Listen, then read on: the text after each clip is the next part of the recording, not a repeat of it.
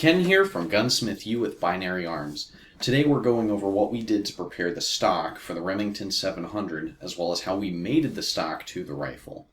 I purchased the stock that we used from Richard's Microfit Gun Stocks at rifle-stocks.com simply because I wanted a nicer walnut stock than what Boyd's provides.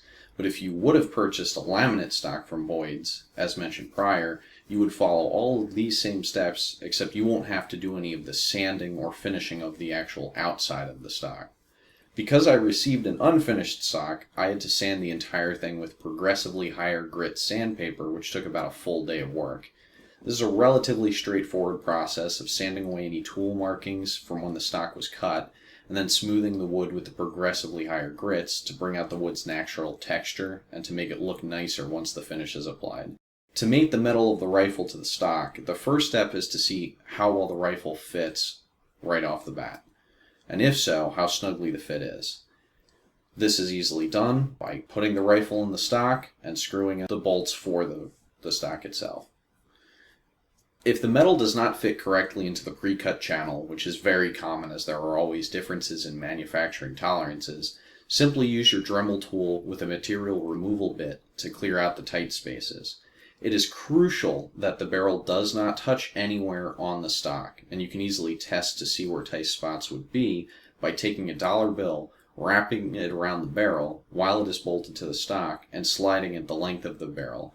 If it can't slide the full length, or if it gets tight anywhere, sand that area down a good bit. This prevents the stock from interfering with the barrel's vibration while you're firing the rifle. Once the rifle is mated to the stock, you may want to remove about a 1/16 inch of material from where the metal touches the stock, so as to allow space for your glass bedding material to go. I used Brownell's brand Acra Glass, which can be bought online, or if you're very lucky, you might find it in your local gun shop.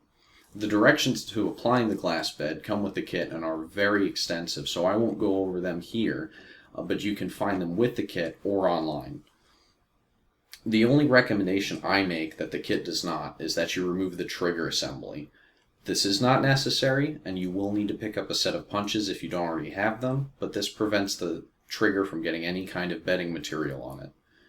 Once you've applied the glass bed, let it dry for a full 3 days. Then fully reassemble the rifle, including the trigger assembly if you took it off, and test all features of it. Fill it with blank ammo, take your bolt out, dry fire it, put your scope on, wiggle it around, make sure it's tight and that you can perform every function on the firearm. I found that when I reassembled my rifle, I could not take the bolt out. This was due to me not having cut a channel for the release lever, which was easily fixed with 3 minutes with my Dremel tool.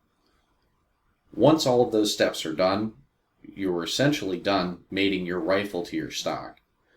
Now I chose the optional magazine attachment for the gun, as well as aluminum pillars, because it's a piece of walnut. While these pillars will keep a walnut or any other wood stock from changing sizes due to temperature or age, if you went with a Boyd's laminate stock, which is a wood and plastic composite, you will not need to use pillars, and in fact it will probably do more harm than help. Though, no matter what, the glass bedding will be necessary if you truly want this to be the most accurate rifle you've ever fired. The final step will be sighting in the rifle and preparing hand loads for accuracy testing.